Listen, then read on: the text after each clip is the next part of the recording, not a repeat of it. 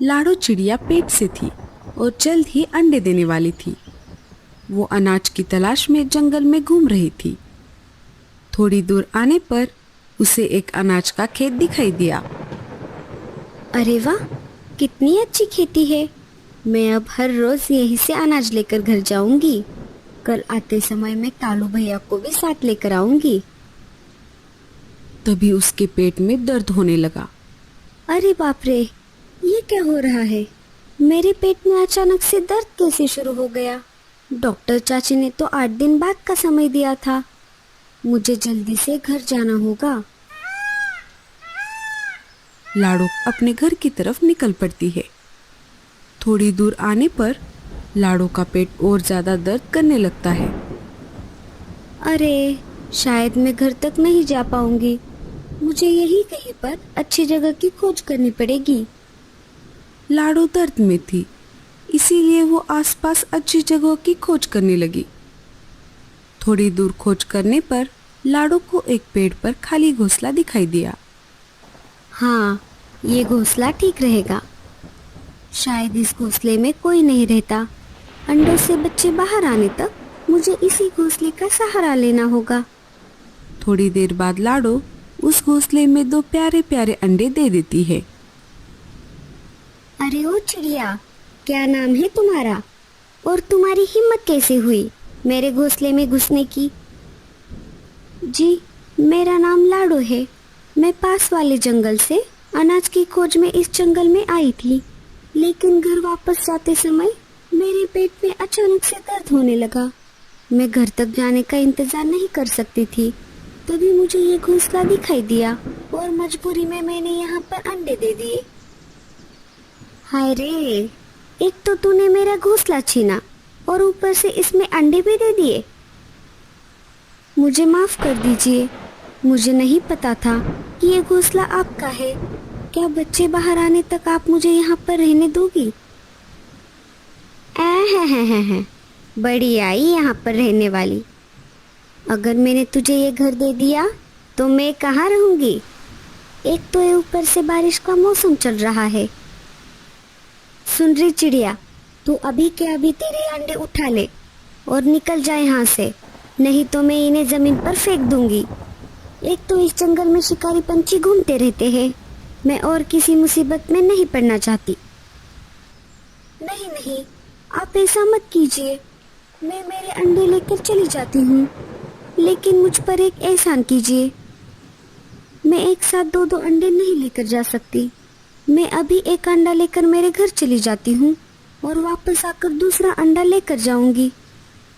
ठीक है, लेकिन जल्दी करना। मेरे घर पर मेहमान आने वाले हैं। उनके आने से पहले तू तेरे दोनों अंडे लेकर यहाँ से चली जा। बेचारी लाडो चाहती तो वो मीनू चिड़िया की एक न सुनती, लेकिन अंडों के खातिर वो मजबूर थी। उसने देर न करते हुए एक अंडे को उठाया और निकल पड़ी अपने घर की तरफ। अच्छा हुआ मैंने सुबह ये घोंसला देख लिया था। मुझे तो बना बनाया ही घर मिल गया। क्या पता ये किसका घोंसला है। अब एक बार वो चिड़िया इस बचे हुए अंडे को ले जाए, तब मैं आराम से इसमें रह सकती हूँ। मीनू चिड़िया सपने में खोई हुई थी।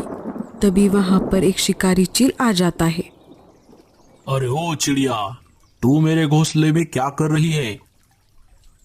जी, मेरे पेट में दर्द हो रहा था, इसीलिए मजबूरी में अंडा देने के लिए मुझे इस घोंसले का सहारा लेना पड़ा। मुझे माफ कर दीजिए। मैं अभी मेरे अंडे को लेकर यहाँ से चली जाती हूँ। अब तू कहीं नहीं जा सकती चिड़िया। इस घोंसले में मैं मेरे मारे हुए शिकार रखता हूँ।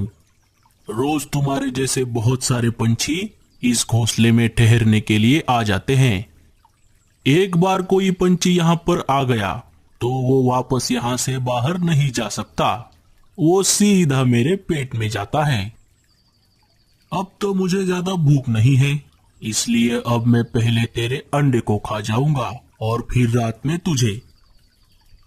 अरे ओ मनहूस, तू मेरे अंडे को हाथ तो लगा के दिखा, फिर देख मैं तेरी क्या हालत करती हूँ।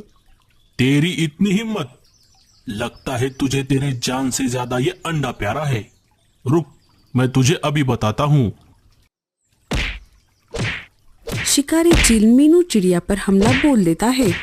चील ने मीनू को अपने पंजों से घायल कर दिया और वो अंडा लेकर वहां से चला गया। इधर चील अंडा लेकर जा रहा था, तभी उसे सामने से एक दूसरा चील उसकी तरफ आते हुए दिखाई दिया। अरे, ये बिन बुलाया मेहमान मेरी तरफ क्यों आ रहा है? मुझे ये अंडा कहीं पर छुपाना होगा, नहीं तो ये इसमें हिस्सा मांग लेगा। चील अपना रास्ता मोड़ लेता है और उस अंडे को अपने दूसरे अड्डे पर लेकर जाता है। वो उस अंडे को वहां पर रख देता है। शिकारी चील वहां से चला जाता है। चाहती तो मीनू उस अंडे को आराम से उस शिकारी चील को खाने देती, लेकिन आखिर वो भी एक चिड़िया थी। उस समय उसे अपने जान से ज्यादा उस अंडे की चिंता होने लगी। थोड़ी देर बाद लाडो वापस आ गई। उसने देखा मीनू चिड़िया घायल है और उसका दूसरा अंडा वहां पर नहीं है। मुझे माफ कर दो चिड़िया, शिकारी चील तुम्हारा अंडा लेकर चला गया। मैंने उसे रोकने की बहुत कोशिश की। मैंने तुम्हें पहले ही सतर्क किया था। इस जंगल में शिकारी पंछी घूमते हैं। जिस बात का मुझे डर था वही हुआ। लाडो चिड़िया रोने लगी। वो कुछ नहीं कर सकती थी, फिर भी उसने मीनू को अपने घर लाकर उसका इलाज किया। कालू कौवा उसी इलाके से गुजर रहा था, तभी अचानक से बारिश शुरू हो जाती है। अरे, ये अचानक बारिश कैसे शुरू हो गई? मुझे कहीं पर रुकना होगा। सामने एक घोंसला दिख रहा है, मैं उसमें बारिश थमने तक रुक जाता हूँ। कालू उसी घोंसले में रुक जाता है जहाँ पर शिकारी चील ने लाडो का अंडा रखा था। जैसे ही कालू उस घोंसले में चला गया, उसे बहुत डर लगा। अरे बाप रे, ये मैं कहाँ आ गया? लगता है ये किसी शिकारी चील का घोंसला है, तभी यहाँ पर इतने सारे पक्षियों के कंकाल हैं। और ये क्या, यहाँ पर तो बहुत सारे अंडे भी हैं। लगता है शिकारी चील ने इन अंडों को खाने के लिए रखा है। अरे, ये तो मेरा अंडा दिख रहा है। वो वापस लौट आए, इससे पहले मैं यहाँ से खिसक लेता हूँ। कालू उसका अंडा लेकर वहां से चला जाता है। इधर लाडो मीनू को मलम पट्टी करती है, तभी वहां पर रानो चिड़िया आ जाती है। अरे लाडो बहन, ये नई चिड़िया कौन है? ये ऐसे घायल कैसे हो गई? लाडो सारी घटना रानो चिड़िया को बताती है। क्या बताऊं लाडो, 2 दिन पहले मेरे 2 अंडे गायब हुए थे। शायद वही चील मेरे अंडे को ले गया है। तभी बुलबुल चिड़िया वहां पर आ जाती है। अरे बुलबुल, तुम रो क्यों रही हो? क्या हुआ? क्या बताओ बहनों, अभी अभी मेरे अंडों को एक शिकारी चील उठाकर ले गया। इतने सालों बाद मैं माँ बनने वाली थी। कालू हाफते हुए लाडो के घर पर आ जाता है।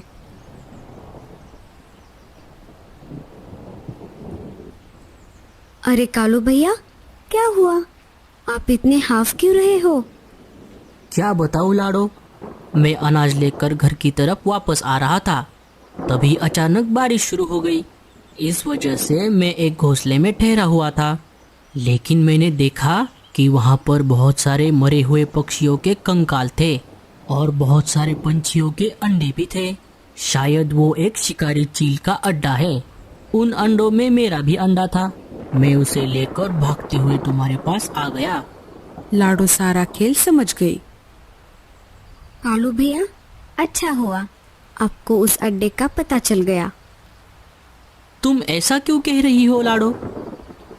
लाडो चिड़िया सारी बातें कालू कौवे को बता देती है। अरे बाप रे, तो ये बात है। तब तो हमें उन सारे अंडों को उस चील के खाने से पहले घोंसले से निकालना होगा। कालू भैया, हमें शक्ति से नहीं, युक्ति से काम लेना होगा। वो कैसे लाडो? लाडो सारा प्लान कालू कौवे के कान में बता देती है। प्लान थोड़ा रिस्की है, लेकिन हमें ये करना ही पड़ेगा।